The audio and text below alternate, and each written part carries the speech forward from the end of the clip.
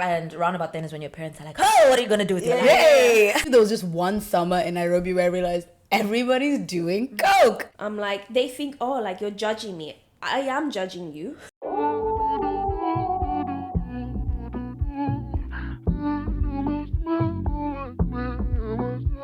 Hello.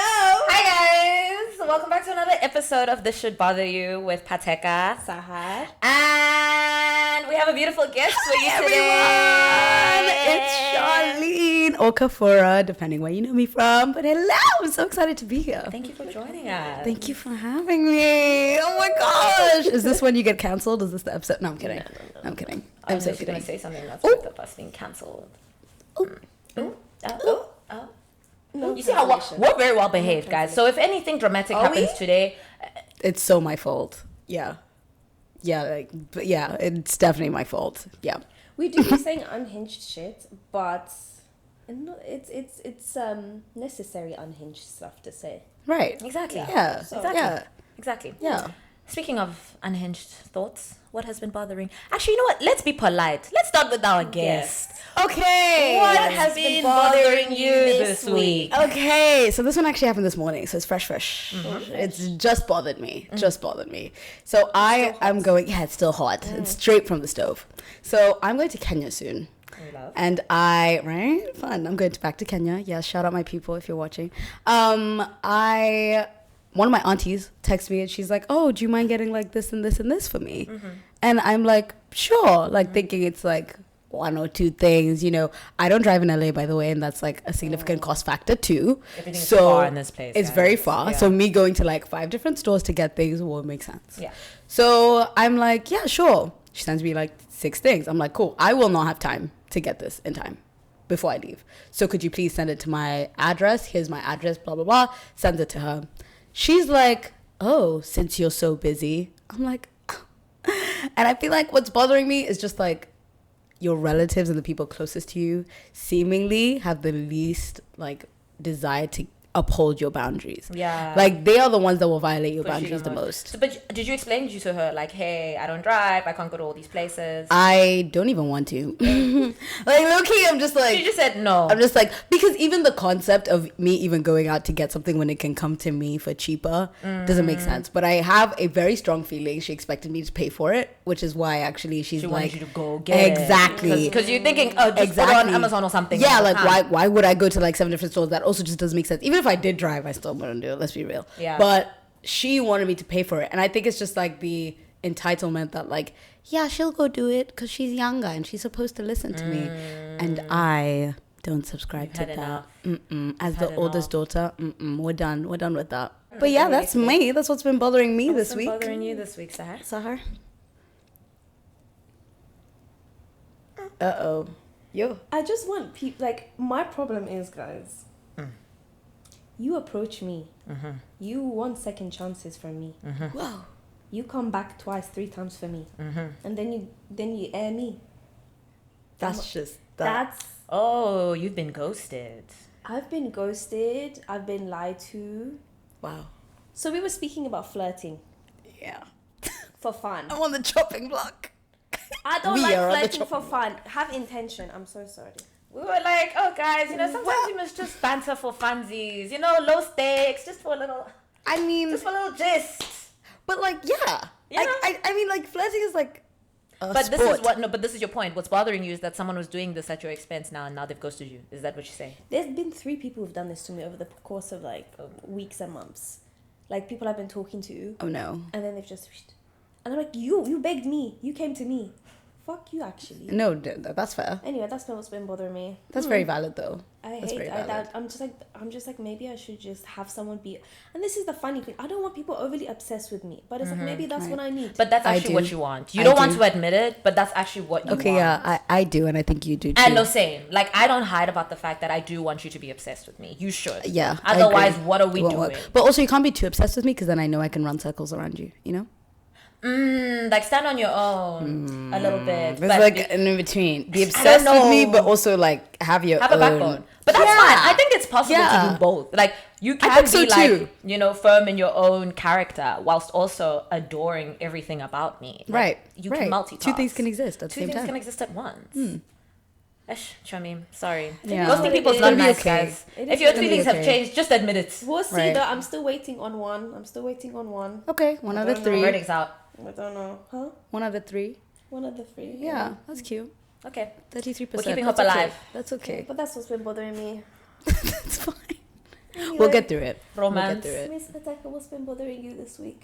Oh man, I feel like everyone's was so like banterful, friends, family, and I'm like, how racism? Like, oh, In Black History Month. That's crazy. in Black No, History Month? actually. Black History That's Month. kind of crazy. But yeah, no, for real. What's been bothering me is, if you guys don't even know, the BBC had the BAFTAs like now it's Oh, like what earlier yeah. this week, and Michael B. Jordan and Delroy Lindo were presenting an award, and then one of the attendees, who is a person who has Tourette's syndrome, like yelled a racial slur whilst they were standing on stage like very loudly, and it wasn't edited out of the broadcast.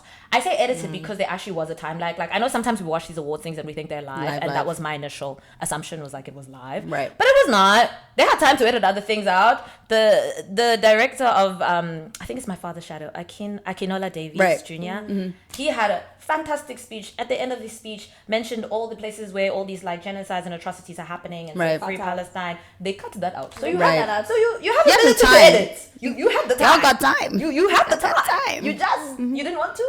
Right. You were being careless. You didn't Right. care about our feelings. I don't know. I don't know which one it was, but I think over and above, I guess, the politics of it all, what's just been bothering me was, I think, seeing both Michael B. Jordan and Delroy Lindo's like reactions just Yeah. felt so, I guess, sobering, because I was like, Right. this is really how we move through life. Like, Right. we just have to take the shit and like just go on. and just keep And just going, pretend as like it never if happened. like as if as if you didn't just berate me, as if you didn't Yeah. just cause harm to me, you know what I mean? Yeah. And there's a separate conversation to be had about like, obviously this is a disability, things Right. outside of his control, fine, but it's like, I always tell Sahar this, like, intention versus impact, those Right. are two Yes, different right. things. You Right. cannot intend to or not mean to harm someone. It does not mean you did not harm them. Right. And Right. you still have to take an accountability for harming said person Right. in this world that we live in. And I think he might have apologized. I think he did. I have no clue. But I don't know if I was just, the whole ordeal was disappointing. You could have edited out and saved a hell of a lot of heartache in this world. You chose not to, Right. at our expense, at their expense specifically, and that was a choice.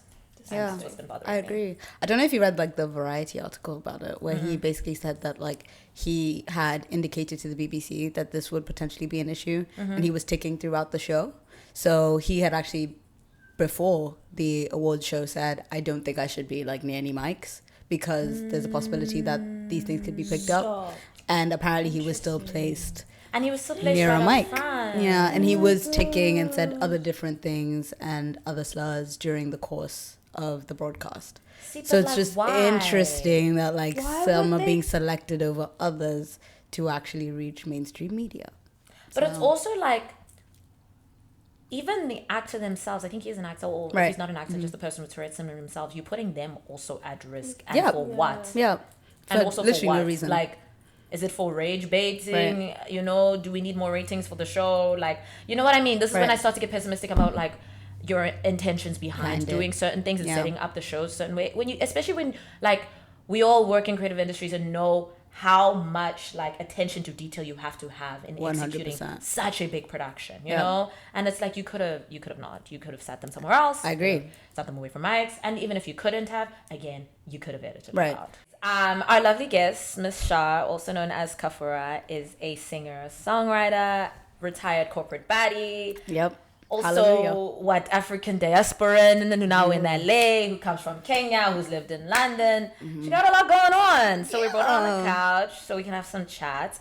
And you spoke a little bit earlier about how you were in Britain for a while, or how you were in London for a while. Right. You're now in LA, you grew up in Kenya. So I guess just to orient us, my first question for you is like, what do you consider home?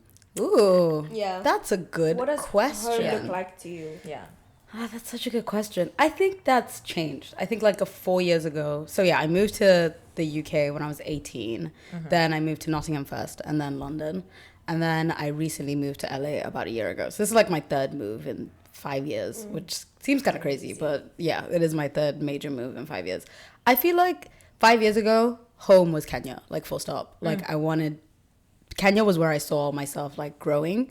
I think that is now since changed. I don't really consider Nairobi like home in that way, but that's not a bad thing. I don't have any guilt for saying that because I want to be a creative now. As a lawyer, Nairobi made sense. It was like, okay, I was gonna do law in the UK for a bit, go back home, like, and that was just gonna be it. But as a creative and recognizing that there's so much more facets to me than just like a corporate job, Nairobi will always have my heart. Nairobi is always what made me, what I carry, what I want to bring to the world. But it's not necessarily home in the sense that I don't feel like I can be and live to my full potential in Nairobi necessarily. That's interesting. So I think home for me right now is just wherever I feel at peace. The ideal situation is actually spending like 6 months here and 6 months in Nairobi. She's literally looking at me because my dream. That's my dream. That's actually my dream. Because I think I will never, like, I don't say that to say, like, Nairobi's amazing and I still want to live there for a significant period of time as well. So it's like my creative self is here, but also where I get all my inspo and just like, just like where I feel most comfortable as myself is also back home. Am I correct in saying your inspiration and your purpose are at home, like For creatively, sure. but your, I guess, branding, image, lucrativeness, ability to grow as a creative is here. Yeah, so capitalism. that the That's capitalism the problem. is here. If really, it's capitalism. Truly, if we had a very profitable industry in Kenya in music, I would not be here. I wouldn't see that as something I would 100%. need. Like, I think I'd maybe be here later on in my career, maybe when I'm touring or whatever. But I wouldn't necessarily be here and be growing from here. I'd just be growing from home and then like come here every like odd time, you know? So I think for me to just fully live creatively, but also actually that said, there are socially like still some stigma pursuing creative industries. So I actually don't think I could also say if we had a successful creative industry in Kenya, I would stay, because there's still the expectation that you need to be a doctor, lawyer, engineer. And that is what I needed to get away from, for sure. And LA gives you that space. Did like, London also give you that space or no? Because then my other question was like, because you worked and like you worked in like the corporate side of the music industry within London. So my other question is like, why move here when you had already established relationships in creative circles? That's a good question. Well, how I actually ended up being in legal in music was an accident. So I was fully on the path to corporate law, like financial restructuring, private equity. That was my thing.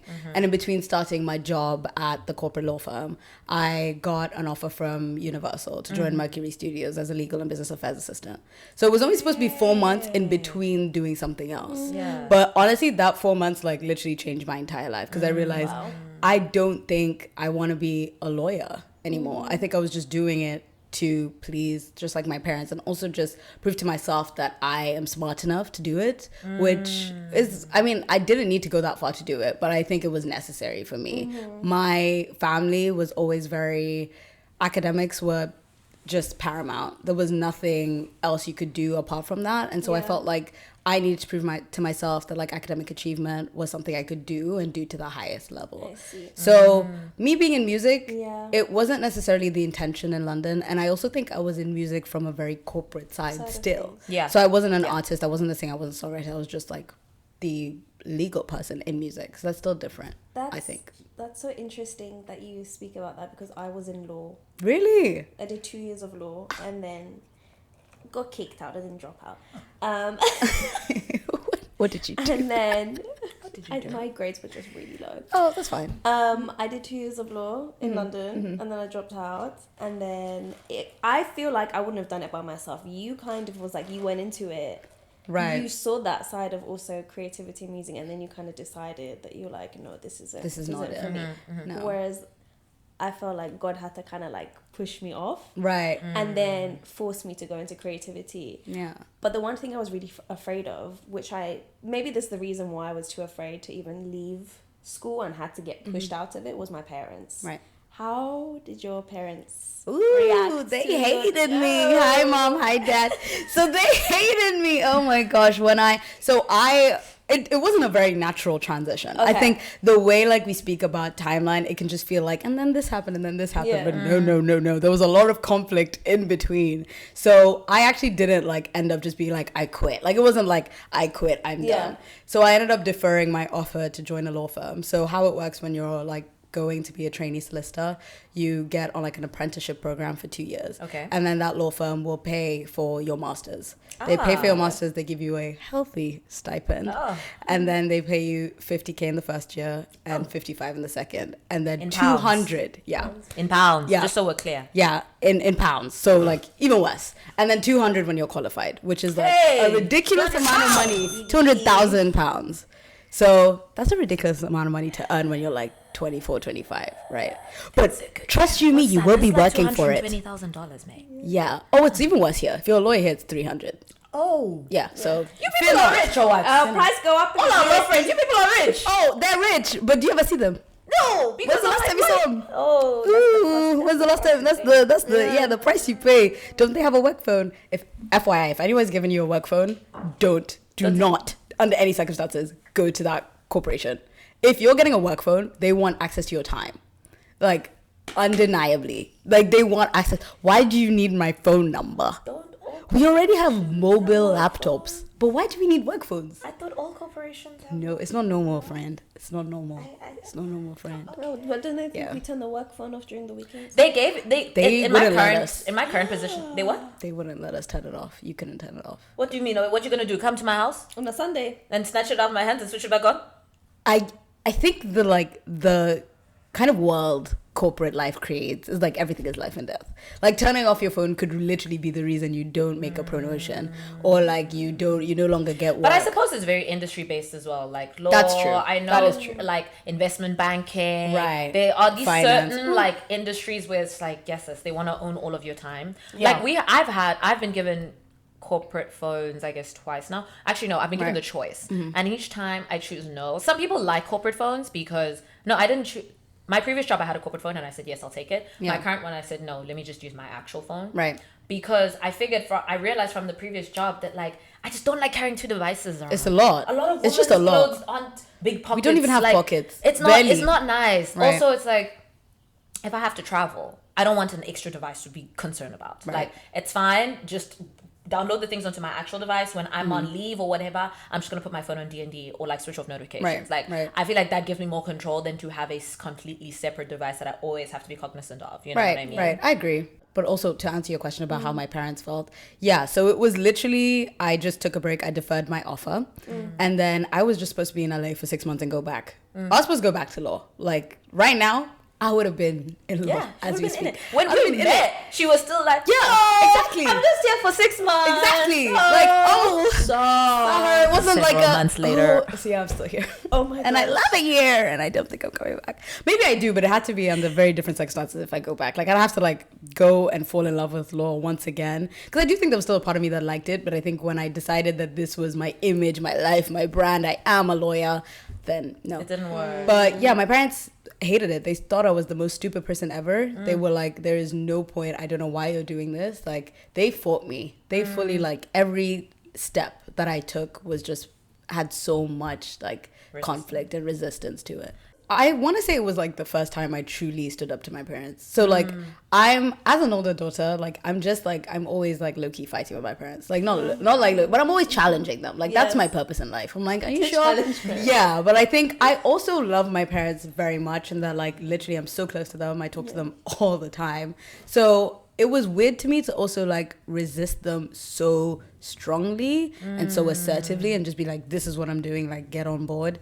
I had never experienced that. So it was just really, it was difficult. And I think emotionally it does a lot to you when you think like your strongest like voices around you don't support you and you still have to go against the grain. That is incredibly difficult. And I think that bravery, the courage that it takes for you to just be like, you know what, I'm done and I'm doing it regardless, and whether you guys support me or not, I'm sorry, it's happening. Yeah. It's a lot, especially when those are like, that's your support system as well. Yeah. So it's like, and I felt like a lot of the time they were just like waiting for me to fail at the beginning, I'm not gonna lie, where they were just like, oh, I can't wait for this to be over, and then you just go back to law. And I had the offer, so they were like, oh, just have your 6 months, you know, do whatever you want and then just go back. So it was hard. It was really hard emotionally to just be in that space. So yeah, it's not easy. I wouldn't say it was easy. And did you feel like a sense of like, I guess, satisfaction at the end of that 6 months when you were like, I'm actually staying? Yeah, I think when I kind of came to terms with, so when like I was supposed to go back to London and the 6 months were up and I was like, ooh, I don't really feel like doing that. And it came to the point where I was like, do I defer like my contract for another year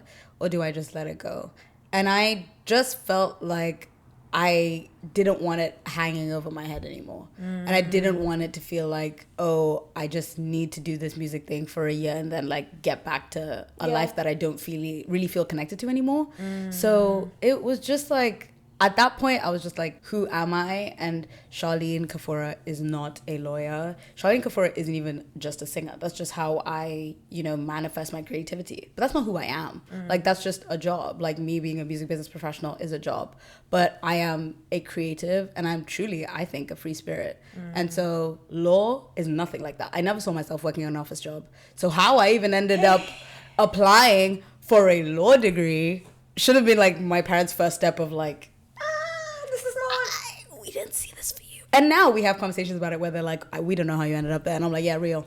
Like, that's beautiful though. So now they fully like embraced the creative in you. Yeah, they have. That's I think amazing. that like just like I think even afterwards when they kind of realized, okay, she's being serious, like this is not something she wants to do. And I think also, again, like going back to what I said about moving to Nairobi, me qualifying in London would have done nothing for that because you still have to re-qualify in Kenya. Oh yeah, and just like do that the process law's again. Different. Exactly. So they were also kind of like, okay, yeah, why were we qualifying in the UK? Like, if we don't want to like live there long term, that also didn't make sense. So they've come around. They've really like embraced this other side of me. But also it's kind of their fault. They put me in piano lessons at 5. You get. So you get.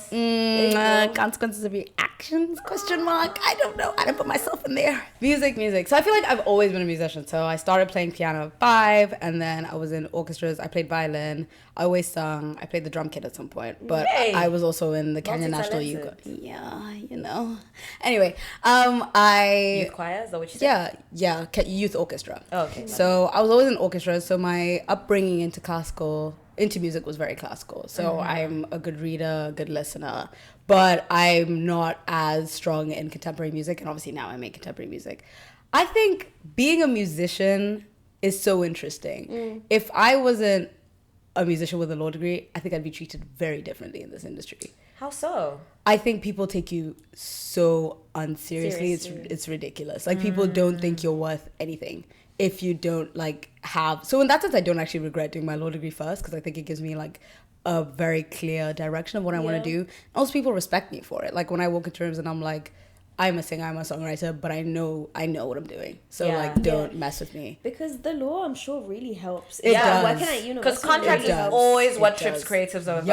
Always. I always say, guys, skip to the bottom. Any contract you read, skip to termination and exit. Like, skip to how you can get out of it, even if things go wrong. Even if it's a great contract, you need to know how to get out of it if things go left. So just start at the bottom and then go up. That's my advice. But yeah, it's been great. Honestly, I think like being a musician has been great. I've really been able to express myself creatively in different ways, just like becoming a better producer and just more on the production side than just singing. I have no interest in being a producer FYI. I'm just doing it like enough so that I can do. So that I can direct a producer, this is what I want done. Not enough to sit there and like actually, produce a song start to finish. That's just not me. But it's been good. Like, I feel like I've had great experiences. I've also had not so great experiences. I think being a woman makes it a bit difficult. I was going to ask that question. Because before I got into like film production and illustrating and being behind the camera and being behind the scenes, I tried music for like music lawyer girl. I feel like I did not know this. You did. I probably mentioned it briefly. I don't really speak about it. Yeah, because I'm like, did you seriously try music? I Like, seriously did. Wait, what was your recorded a artist song name? and everything. Hey, guys, this is news to me. Insert You the song. recorded a song. But insert the clip of the Please. song. No. She's not going to send it to us. Oh. I had my first studio session with 2 producer guys in London, Yeah. and after that, I decided I didn't. Sahara, wait, I'm so sorry. You were singing, like for real, Yes. like you were there. Yes. Wow, You guys, know what? You think you know a person? Should we sing? Should we give him a You little... think you know a person? Hey. You want to go ahead? No, see, this is why I stopped. But I think not feeling like I couldn't control the room. Yeah. Interesting. You should mention though the control being what like pushed you back. Yeah. Because I had the same scenario when I was like 16. And around about then is when your parents are like, oh, what are you going to do with your life? Yay! And I was like, my mom, I always loved, like, I grew up doing a lot of, like, drama, a lot of plays. I had even, like, dabbled with, like, I wrote my first monologue when I was, like, 11. Like, wow. I love that. I was also very involved in music, like Piano Kids, whatever. Yeah. But, and choir, all of them, right? But the part that's relevant for this story is the storytelling one. So I was like, and I thought at the time I wanted to be an actress. And I was like, I want to act. Yeah. And my mom's like, why do you want to act? I'm like, because I don't see enough stories being told where people who look like me are being prioritized. I don't see the stories from my perspectives. I don't see us on my screens enough. Right. To that degree, I very much looked up to like a lot of African American cinema because they were doing it, but it still wasn't enough. And let alone like seeing a lot of like African women on screen. And my mom was like, I think that's brilliant, but you do realize that being in front of the camera doesn't give you a lot of control about what story is being told. Yes. You are a essential part of that story coming to life, but you do not control the narrative. Correct. Unless you get to a certain, Viola Davis kind of level where you can dictate the kind of stories you want to use your voice and your body for. Right. But on the way there, you have no say or very little say. Right. And then I was like, oh. And then again, I'd always been writing and stuff. And then my mom was like, you do realize the people that control the story a lot of the time are behind the camera. And I was like, do I want to be a director? Yeah.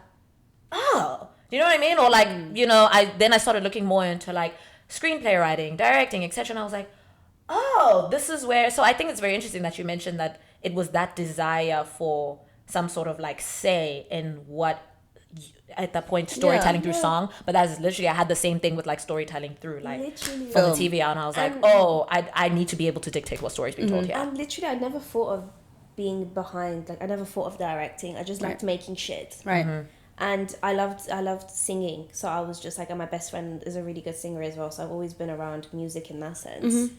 But what put me off obviously was not having the control, but also being in the studio with two strange ass men. So I wanted to like ask you what your experience with like studio sessions and how those experiences were for you. Every time I go to a studio session, I think you just have to have like a mind of like, wear baggy shit. Like, first of all, like, just like I become the most obstructive and the most like masculine version of myself that I can be. Like, there's no more of like, I'm just a girl, which is why I also come in with like a lot of knowledge. It's like, I know walking into a session, nobody knows about contracts. So that's what I'm going to get you.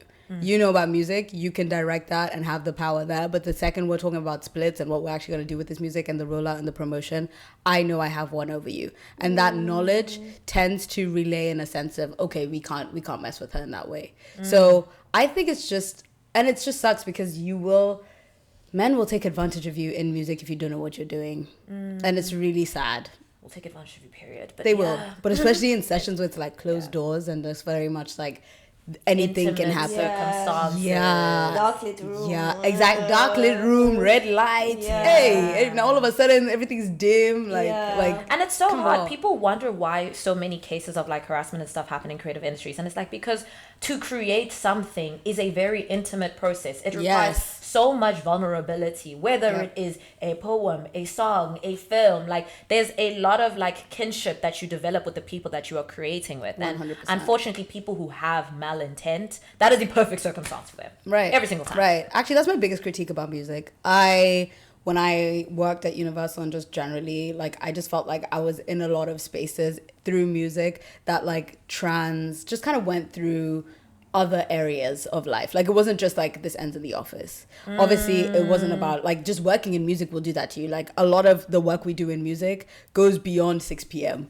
And then it's like, the 7, 8, 9. They're 9, they're 10, they're 11, 12, 1, 2 a.m. And it's like people are drinking. Like, there's a lot of that situation lends itself to like issues. Like, that's not a good working environment, I don't think. But I don't think that's like exclusive to music. I just think if you put any industry past 8 p.m., like, think about any work party you've been to. Alcohol, drugs, like, what do you think is going to happen? And this city, this California, drugs.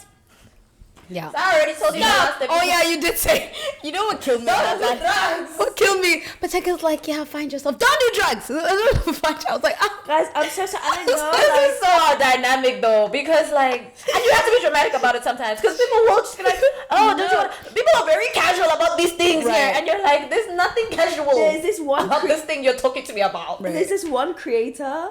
I think she's Nigerian and she lives in Los Angeles. She did a TikTok. I remember this is before I moved here, and I watched that TikTok. And when I moved here, I had the same experience, the exact same experience. She was like, she went out and she was in this event. Like I don't think it was a bunch of influencers or whatever. And she was like, someone came up to me and was like, "Hey, you look like you want some cocoa." And she was like, "Hot chocolate? Yeah, I love hot chocolate."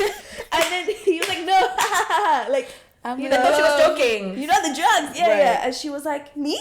Like, what would make you think I actually want to participate in these activities? Then, what gave you that impression? See, the thing is, I think it's everywhere now. I don't even think it's LA. Like, I'm telling you, there was just one summer in Nairobi where I realized everybody's doing coke. Oh my god!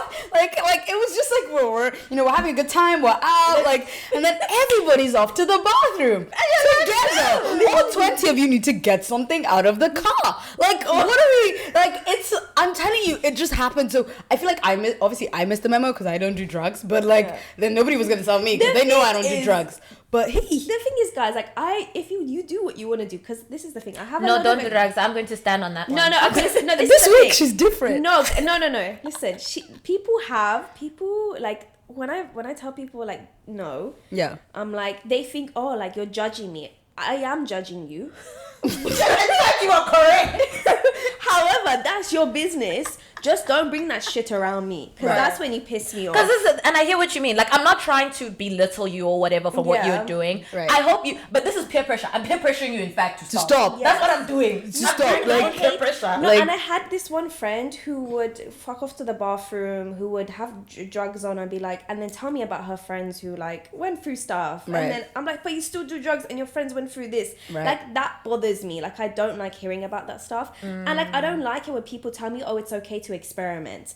And this was the TikTok I was talking about. She was like, when she was like to the guy, no, I'm okay. And he was like, oh, you should experiment a little, live a little. And she was like, do I look like a lab rat? Thank you so Right. much. Do I look Why like am I anything? Are you a scientist? My sister experimentation. always says it's not every experience you have to experience. No. It's not every experience you have to experience. You I can would. die not trying hot chocolate. I think I'm going to be fine. Right. I'm going to be so fine. And also, thank God, why do I need to have a bad trip for me to know that bad trips exist? Why must it be me? I'm telling you, for example, caffeine doesn't sit well with me. Why are you trying to force caffeine down my throat? Experiment. It's like what? It's just like, for example, like obviously there's like the herbal side of things and experimenting and stuff. Do what you want, but it's the place and the specific thing that bothers me is when you try to make it look fun to me to make me do it. I've told you I don't want to do it. This is how my body or make reacts. you look boring for not doing it, or make you look like you're not cool, you're not creative, you're not whatever, because you just have a bit of That's a good point. Like, why is it, especially in creative industries now, we're in California. Everybody wants me to smoke weed. Everybody. I don't want to smoke weed. Yeah. I'm actually okay. First of all, as a singer, that's not a good thing. That's not a good habit for me to have. Yeah. So I don't know why. And every single person in studio session I've been to, they're like, do you want to smoke weed? I'm like, no, I don't smoke. They're like, why don't you smoke weed? Whoa! Why? That's what I don't know. No, it's not. Do you sing? Why don't you smoke weed? Those are the indicators of me being a good songwriter. It's like, do you smoke? Oh, you don't smoke?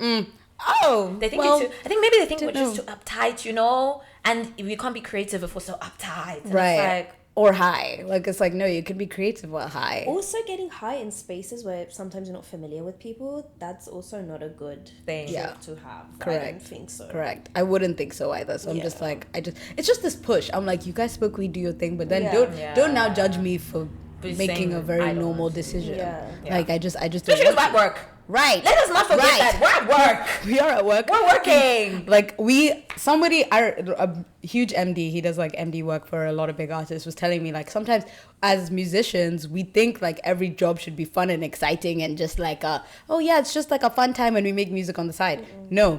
This is a job. There'll be some jobs that you're like kind of not into the music. You're like, okay, this is trash, but I'll sing it anyway. Like, it's just a job. The same way like you enter work and you're like, this is kind of annoying. I don't want to do this, but I'm just going to do it anyway. So just assuming that we're just always going to have like a fun la-di-da time is not actually reflective of the industry, and also not reflective of the seriousness I take my craft Like, Exactly. so why are we doing it? Exactly. You know?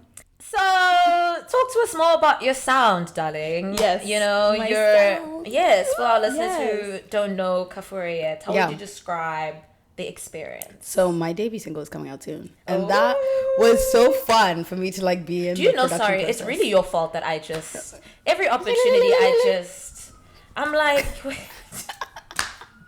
Shimmy, shimmy, shimmy. I love it. Shimmy, I love it. Debut single coming out soon, yeah? Yes, coming out soon. It is actually... soon? I had, well, I'm filming something, a music video or something when I get home. So very soon. Let's say within the next 2 or 3 months, it should be out. So excited. But I had the best time going through the production process for that single. I didn't want to, so I've like written a lot of songs, but I didn't want to release anything that was just like pure R&B or pure pop music, because that doesn't reflect where I've come from and the influences sonically that I've developed over the years.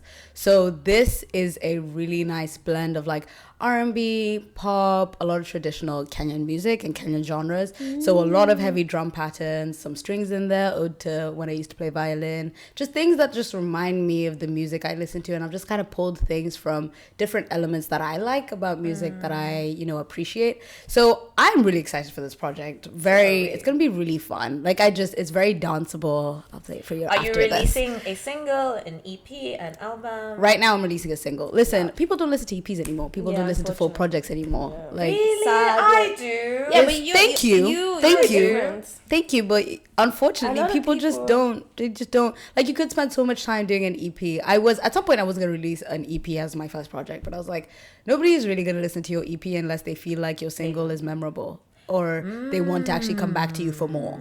So interesting. you kind of just need to sell your music first before you even go into a work that reflects you. That's why, honestly, you look at the big artists now and a lot of them aren't doing albums anymore. Like, they just do a lot of singles. Like, I mean, like Cardi B, for example, she did 7 years before her album now, and her first one was in 2020. She's had so many singles and still remained relevant.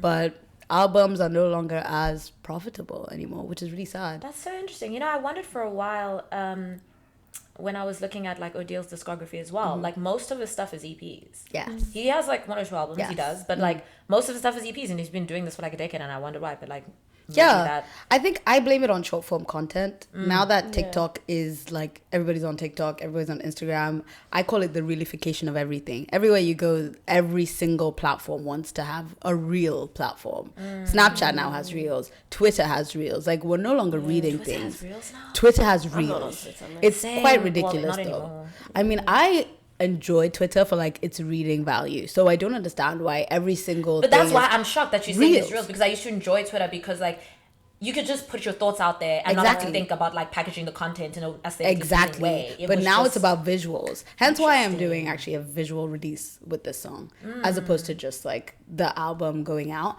because people just won't listen to it. And if you think about the average length of a TikTok, you're only watching maybe 6 seconds.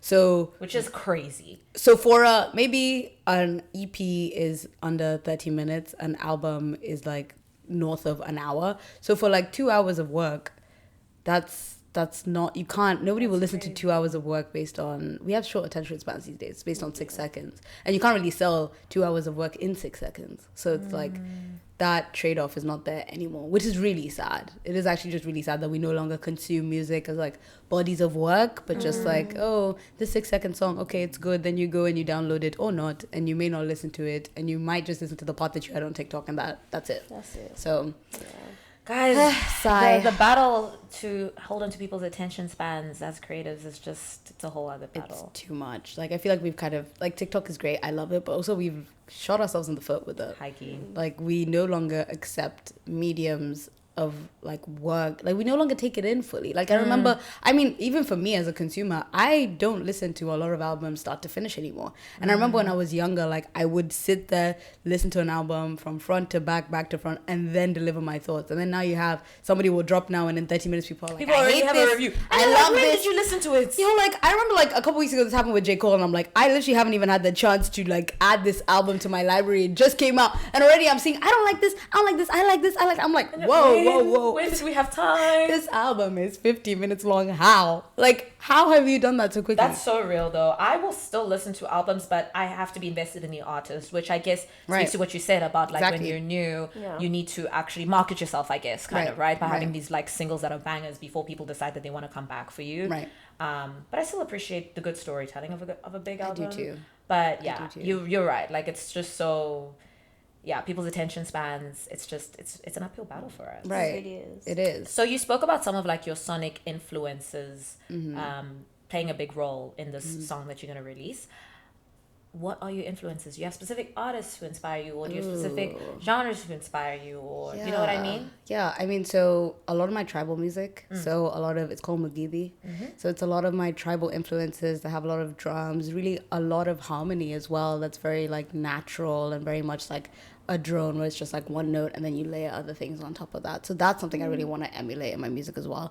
Guitar riffs too are really common in that genre. So just a lot of guitar riffs that are, like, memorable, or bass lines that are memorable and that you, like, can listen back to over and over again. More like, I guess, contemporary music, definitely people like Thames, Tyler. I love Thames. Honestly, she's such a good writer. How she delivers the things that she's saying is just, it's beautiful. I love it. So that's definitely a huge influence of mine.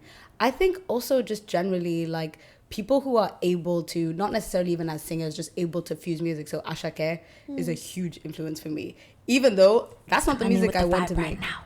Yes, Mr. Wadi. That's not necessarily the music I want to make, as in that style, but the way, if you just listen to an Ashake song, the way he's able to just capitalize on instrumentation is just ridiculous, and like, layer it so beautifully. And one of my favorite instruments, which I hate that it is the talking drum. Give our Niger brothers and sisters their W. It's no, because you have egos and there's so many of you, and, like, then it's like, oh, you people don't have anything in Kenya. We do. Okay, we do. I promise you. The talking drum slaps. But the talking drum, wow. Slaps, like man. Fuji vibe, I'm just like, oh my goodness. like, and it's just so, like, that, the talking drum is an amazing instrument, and I love it. And the way he's able to fuse that, and then you'll hear violins at the background of his pieces, like in My Heart, like, that is really, really, really sophisticated. And so I appreciate that. But honestly, a lot of I'm a piano. Hi, ma'am. So I don't know if you know this actually, but I'm a piano has been my top genre for 4 years. Of course. Wow. Yeah. I know Colin Momo's been your top artist for like 2 years in a row. Yeah, and then it was Mellow and Sleazy, and then before that it was Foka. So obsessed or something. Listen, everybody, in this lifetime I will be South African, whether you guys accept it or not. I'm just letting you know. Also, fully Kenyan. Fully Kenyan, man. Listen, I told you, Mary Makeba's Kenyan, as far as I'm concerned.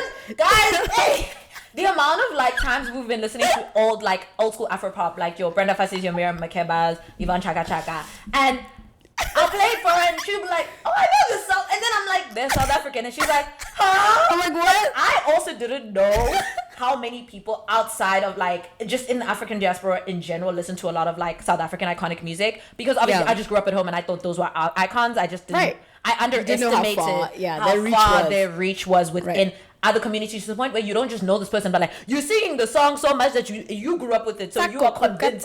I don't know what the words are. Hey. I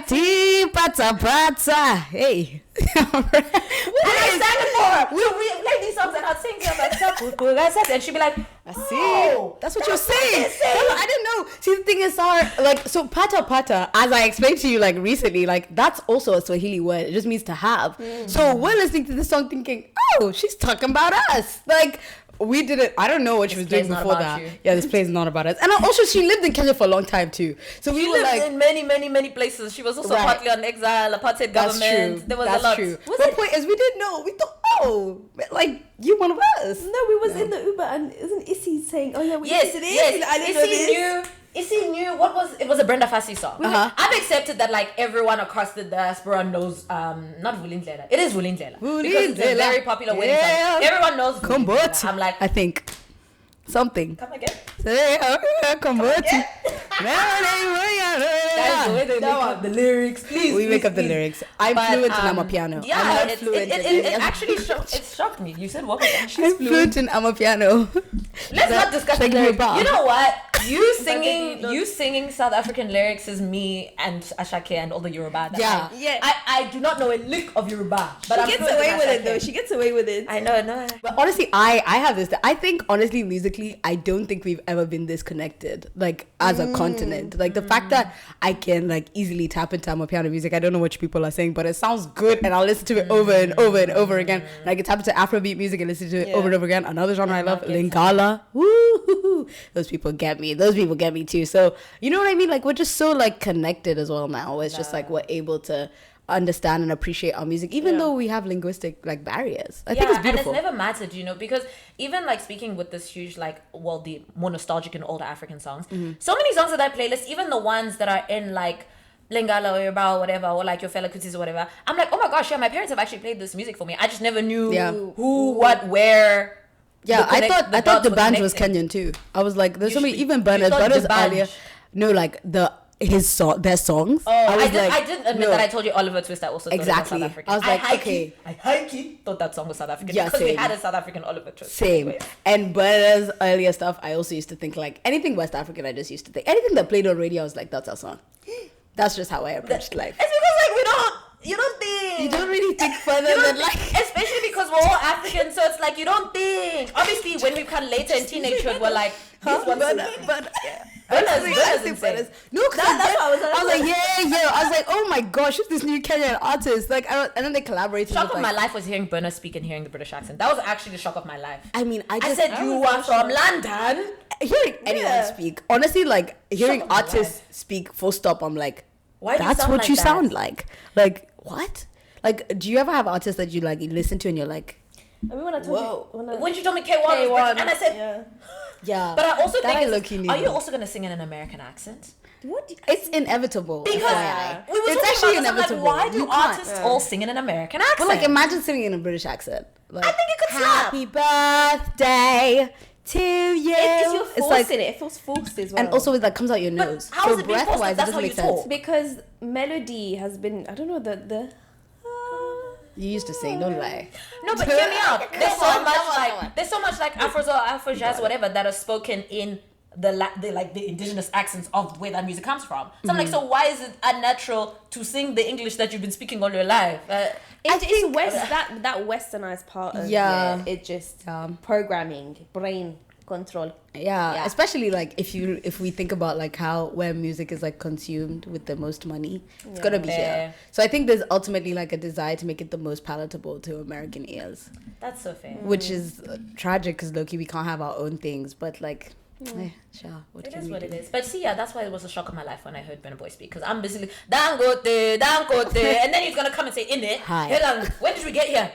When did we get here? To be fair, I think he lived in the UK though. He did. He did. Okay. Did. That's why he has the accent. Okay, that makes sense. But I just didn't know that because I didn't Google the man. I was just listening to the bangers. I was listening to African Giants. Like this is why I wish we had our own Grammys because I was gonna say like that deserved like album of the year.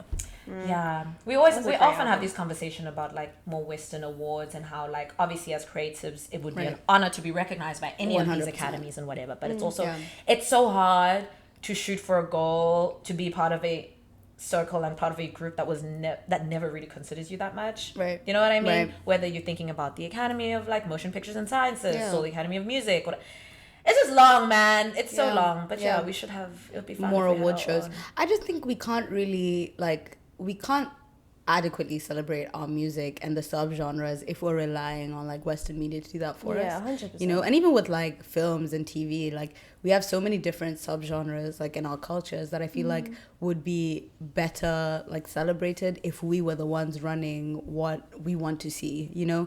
And I think it would be an honor to win a Grammy, obviously, but it's like I would have loved to see like more like that doesn't need to be like the only thing that we look forward to. Yeah. You know, there can be other award shows, and that's actually long-term goal. It's okay. I'll create an award show. Fear not. Don't worry, guys. I just need to be rich. Give me a minute. I'm coming. But just more award shows like for, you know, more ethnic material would just be amazing, and for us to just be celebrated for ourselves, that'd be great. 100%. This was great conversations, very full, very necessary, very beautiful, very lovely. Thank you for joining us. Thank you for having me. I'm my gosh, my blessing first podcast. this couch. Oh well, thank you for having The me. edition volume couch. Oh my god. We cannot wait to hear the single winner. Yes, guys. I'm And really watch excited. the visuals. Follow me And on by the way, Instagram. It's madam, going to be fun. for your next visuals, you've got film. Oh, I even knew now. I've even heard I have a background singer. No, Hey, don't worry, one don't thing worry. me, I'm very high Visuals pitched, very and hard also, to match. yeah, I'm not a soprano. That's why I need one.